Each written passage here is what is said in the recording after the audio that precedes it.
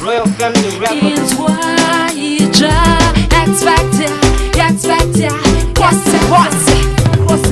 kwati nango ukati uri mu Illuminati kava nditaure Marks and Maskati tiri mukati asi andiva kwati nani stati andikwati nango ukati uri mu Illuminati kava nditaure Marks and Maskati tiri mukati asi andiva kwati nani stati andimbotka kufamba nepamupata wemuvuri werufu andimbokopa andimbosopa kumunamata nekuti anondipa zvese zvandinoda Mwari ndewe munhu wese anongoda munhu wese anoona zvese ane simba rese Blasi ndiye mufudzi wangu muchengeti wangu Mwari wangu Handikwati nango ukati uri mu Illuminati kava nditaure Marks and Maskati ndiri mukati asi handiva kwati nani stati Handikwati nango ukati uri mu Illuminati kava nditaure Marks and Maskati ndiri mukati asi handiva kwati nani stati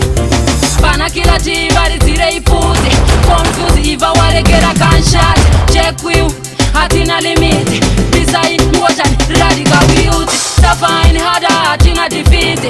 Sele, tamba party fan Kupaka makabaka, chera vati Kana magical, mataka 6 feet Kwati, nango ukati uri mu Illuminati Kava nditaure Marks and Maskati Tiri mukati, asi handiva kwati Nani stati, handikwati Nango ukati uri mu Illuminati Kava nditaure Marks and Maskati Tiri mukati, asi handiva kwati Nani stati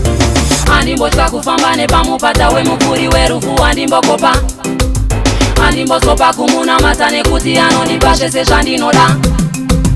Mwari ndewe munhu wese anongoda munhu wese anoona zvese ane simba rese Blasi ndiye mufudzi wangu muchengeti wangu Mwari wangu